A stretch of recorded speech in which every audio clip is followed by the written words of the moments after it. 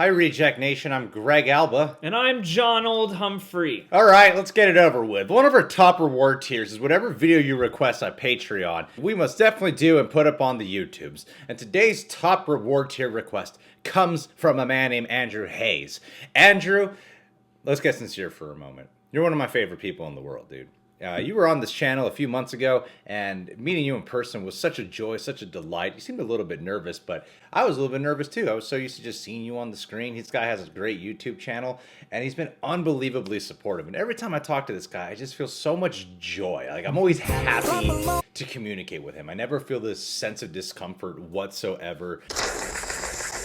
And I feel like weirdly empowered when I chit chat with the guy. So, Andrew, I love you, man. And please go show him some support and check out his YouTube channel. And today he's requesting top 10 things you missed in WreckIt Ralph 2, Ralph Breaks the Internet. At our Patreon, we do TV show reaction, watch-alongs, music video coverage, and weekly Q&As. So go check us out. Hit and play. And you thought Ready Player One was the ultimate Easter egg hunt? Welcome to Watchmojo, and today we're counting down our picks for the top 10 things you missed in WreckIt Ralph 2. What's Ready Player One? eBay? Ads? Oh, I saw Before we that. begin, we publish new content. Moonlight, I Love Lucy, Arrival, Amelie, Avatar, First Prince, Full Metal Wally, Alchemist, Her, Jurassic Jaws, Park, Psycho, Dunkirk, Colbert Mad Report. Max, For this Hannibal? list, we're taking a look at Wi-Fi. cameos, Wi-Fi. in-jokes, and little details that you might have overlooked in Ralph Breaks the Internet. I know all these Try to things. keep any spoilers to a minimum, but keep in mind we'll be touching upon a few plot points. Uh-oh. Ralph reveals Number his 10, homosexuality. Okay. Mr. Urkel.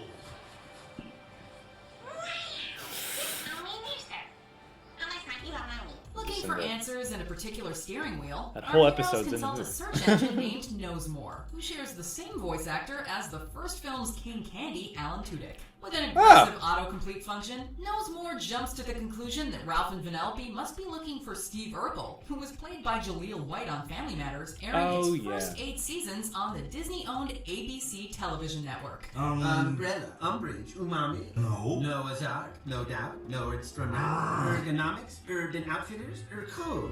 Funnily enough, White actually voiced legendary video game character Sonic the Hedgehog on occasion in the 90s. Yeah, awesome. Like somebody I just met. And though the blue blur actually does make an on-screen appearance in WreckIt Ralph 2, voiced by his voice actor of several years, Roger Craig Smith, we can't help but wonder if this was the filmmaker's way of tipping the hat to Sonic's OG voice actor. Wi-Fi? It's actually pronounced Wi-Fi, Ralph. Number 9. YouTube voice interesting. actors. The filmmakers clearly did their homework on internet culture, as they actually enlisted real-life YouTube personalities to lend their voices. Like Glozell who? Green, also known as Glozell and Nate Simon, Ha! has accumulated over 4 million subscribers through Glozell. rapping, stand-up, and interviews. In Ralph Breaks the Internet, she can briefly be heard as Little Debbie, a member of Shank's crew in Slaughter Race. That's cool. Queen Ballinger, who rose to popularity with her character Miranda Sings, also makes a cameo as herself. Just when you thought Ballinger couldn't possibly be more animated, she becomes a literal cartoon character who loses access to her internet. What? The film initially includes appearances from Tiffany Herrera, also known as I Has Cupquake, Danny Fernandez, and Flula Borg as Ness's assistant Maybe. Number 8. The Anti-Princess Song. Whereas the other Disney princesses dream of living happily ever after in a magical kingdom, Vanellope wishes to spend the rest of her days in Slaughter Race, really a game overrun with fast it cars, possible to miss that? explosions, and sharks deadlier than the ones It's from overtly in Abby this Island. Vanellope expresses her desires through a tune entitled A Place Called Slaughter Race, which is anything but a traditional Disney princess song. What makes this especially hilarious is that the song's music was composed by Alan Menken, the same man who gave us Part of Your World, A Whole New World, and others. On top of that, Sarah Silverman sings this song with Gal Gadot, who's known for playing another unconventional princess. Well, where I'm from, that's called Slave. That's who. Number 7. Hey Nog Man. Even when he's given the most minor of roles, actor Jason Mantzoukas never fails to produce comedic gold. During the Oh My Disney sequence from Ralph Breaks the Internet, Manzukis voices an obnoxious fan at a Q&A session who has a bone to pick with Baby Groot. The scene is only made funnier when you consider that Manzukis' character is named Hey Nong Man. For those who don't know, Hey Nong Man is a rather niche reference to Comedy Bang Bang, which started as a podcast that inspired a TV series of the same name. Manzukis has frequently appeared on the podcast where he coined this catchphrase, which derived from mispronouncing the phrase Hang On Man. Oh, I like it, So because then you I- look Arab. Hang on, man. Did you say hang on, man? I said, hang on, man. Hang on, man. Hang on, man. New t-shirt. Number 6, Fortnite references. Although it's still a relatively new That is game, funny. Fortnite has exploded into a cultural phenomenon that's dominated pop culture ever since its launch in 2017. Several references to the Battle Royale game can even be found in this Disney movie. In one of the subtler instances, a fortnight, as in a period of 2 weeks, is cleverly mentioned. As Yes explains how video game characters tend to rake in lots of likes, you can spot a familiar battle bus on her tablet. The most ingenious Easter egg of all comes when Ralph performs the floss dance, which initially stemmed from Russell Backpack Kid horning and reached another level of popularity when it popped up in Fortnite. Number 5. Can't understand Merida. I gave my mommy a cake, she turned into a big bear. My Aldrin tried to dare in. If that's not pure mess, I don't know what is. Vanellope I understood it this isn't the time. only Disney princess who's something of an outsider. Once again voiced by Kelly MacDonald, Merida from Brave tells Vanellope how she turned her mother into a bear after feeding her cursed cake. Well, at least that's what we think she was trying to get across. Merida's kind of hard to understand, which is because, quote, she's from the other studio, according to Anna. Merida was the first Pixar character to be featured among Disney's official princess line, so it's not surprising that her words got lost in translation. And considering that Brave beat the original Wreck-It Ralph for the Best Animated Feature Oscar, this can Interesting. also be seen as a playful jab towards the competition. Interesting. I don't speak bear. Number I 4, know that. Stan Lee. Yeah, I The only noticed. Disney sequence I has noticed, one cameo yeah. after another, although none was more poignant than Stan Lee's. Doesn't he talk? While making her way into the haven of Disney properties, Vanellope almost bumps into one of Marvel's most influential artists. This isn't the first time Lee has appeared in a Disney movie, Yeah, as he lent his that's voice right. and likeness to Fred's dad in Big Hero 6. I wear 'em front. I wear 'em back. I go inside out. Then I go front and back. Dad! What stands out about Lee's cameo in Ralph Breaks the Internet, however, is that he passed away at age 95 just over a week before the film's release. Lee sadly didn't get to see the film released before his death, but this cameo further demonstrates why his legacy will last forever. Number 3, Disney characters everywhere. Do animals talk to I you? No. did miss not. No. Cursed? No. What? You don't turn slaves? Disney No. Are you guys okay? is involved? As mentioned before, Penelope's trip to Oh My Disney is overrun with icons under the Mouse House's umbrella, but you need a keen eye to catch them all. Upon arriving, Vanellope not only crosses paths with Eeyore, but also spots the likes of Dumbo, Iron Man, Kermit the Frog, Eve, R2-D2, and Mickey Mouse, just to name a few. One area features attractions dedicated to Baymax and Buzz Lightyear, with a user who looks an awful lot like Darth Maul passing by. On the run from stormtroopers, Vanellope even encounters Nick Wilde, Grumpy, Hey Hey the Rooster, Tinkerbell, and Peter Pan's shadow. Because I have to grow up tomorrow. Oh, really? Gee, this Missed a place couple of almost those makes people. the Kingdom Hearts games look underpopulated by comparison. Number 2, Oh, I the beg to Batman differ. theme.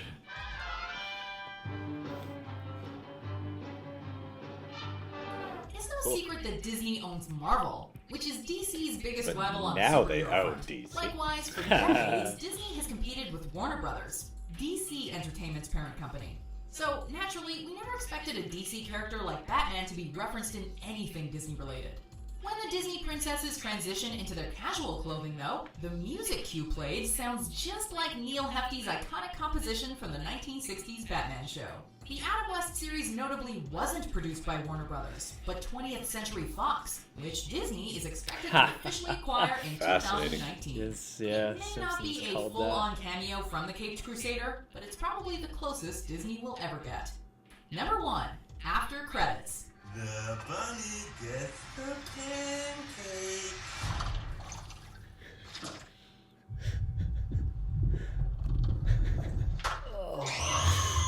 Despite being heavily advertised, the scene involving a pancake-eating bunny and a traumatized baby Moana was excluded from the film's plot. The clip did surface in the credits, however. Discussing this scene, animator Michelle Robinson stated, quote, "It was meant to be part of the whole montage where Ralph and Vanellope explore the internet, and then when the story shifted, it didn't really make sense anymore. But we just loved it so much that we wanted to make sure it was still shared."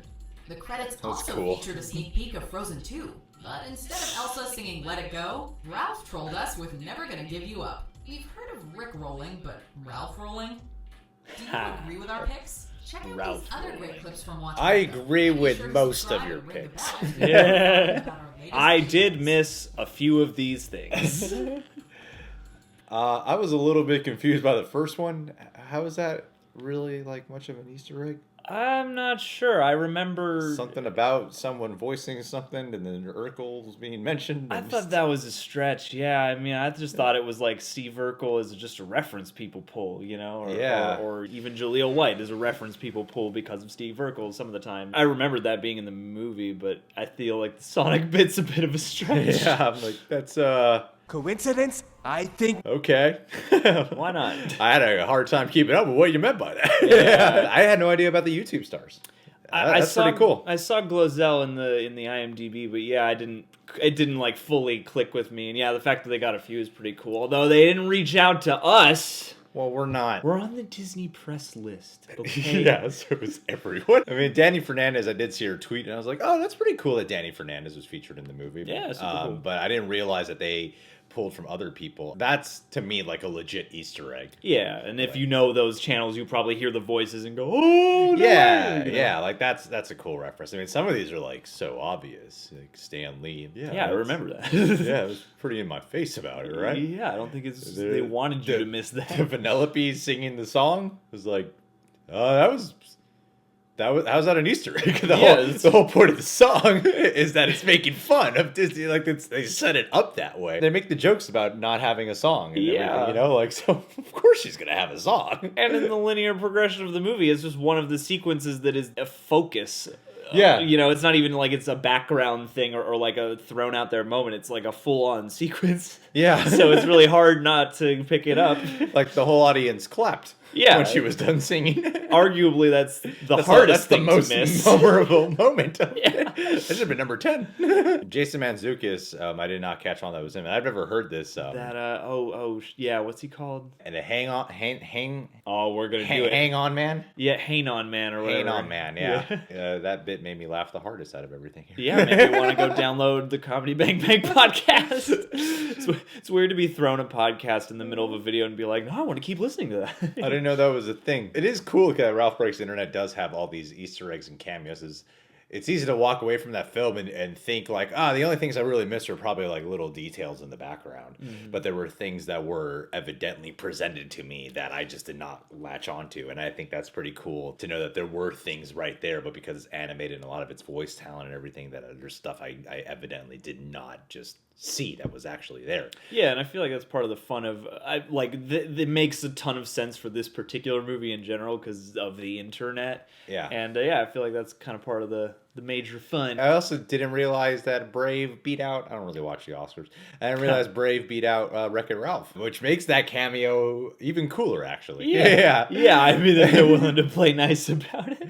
And they get their little backhanded, other studio bit. But yeah, I thought that was cute. It's kind of like when Denzel Washington beat Russell Crowe at the Oscars when they starred in Virtuosity together prior to those nominations, and then they starred in American Gangster together. If that's not pure mess, I don't know what is. It's exactly like that. This is Disney's American Gangster right here. The Peter Pan shadow, I didn't notice. Like there are things here that just flat out flew right past me. The Batman theme, I think I noticed. Yeah. And it did pull me out for a hot second. Like, wait a minute. Yeah, it did have that moment where like, how? Yeah, exactly. Like, who did you have to kill for this to be possible? Or what weird loophole? And maybe the thing about Warner's not doing the show is part of how that was possible. Semantics! Yeah, loophole? Yeah. That was cool to learn about that mid-credit scene because I did like that joke a lot that occurs in the movie when I forget who says it. Oh yeah, no, it's a little girl in the car, right? Yeah. She's like, I'm mad that there wasn't a scene in the movie that they put in the trailer. Yeah, And then they immediately go to show you this famous scene from the trailer. I thought it was really fucking funny. Like, that's a cool way to play with the audience. Yeah. Because this was one of the most memorable scenes out of the trailer to me, and I forgot about it actually. Like when the movie was done, I didn't even think like, where was that scene? Yeah. But then that showed up, and I was like, that's like a brilliant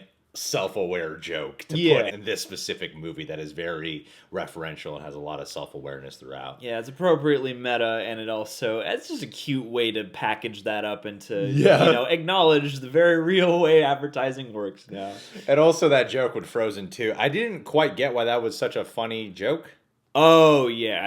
It's the Rickroll thing is just an internet it's like the original meme. Well, no, I know why that's funny. I meant in terms of why that was like hilarious to have that. I didn't touch on it here, but it kind of hit me when I was watching that. I remember when the Coco came out, they had that like 20-minute short film of Frozen play beforehand, which was like, Jesus, why is this going on for so long? Why is this a whole episode of TV right now? I felt like they might have kind of been poking fun at that just a little bit, where you think you're going to get another Frozen extended, like you're watching Ralph Breaks the Internet and you're thinking you're going to get some tease for Frozen again. Yeah. Where like you watch Coco and you get this like giant tease for a totally separate movie. Yeah. And then you end up getting that joke instead. Yeah. And good on y'all for putting it at the end.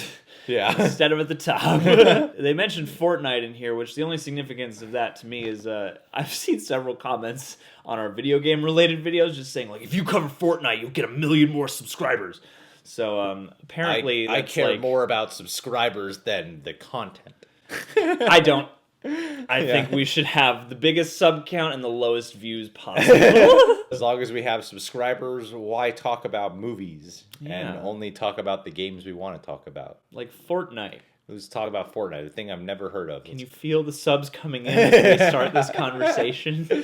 All right, guys. Well, thank you, Andreas, for requesting this, and thanks, Watchmojo. This was a pretty good list. And guys, you can subscribe to the Reject Nation. Click that notification bell. Download nothing. Check us out on Patreon. Yay! Bye.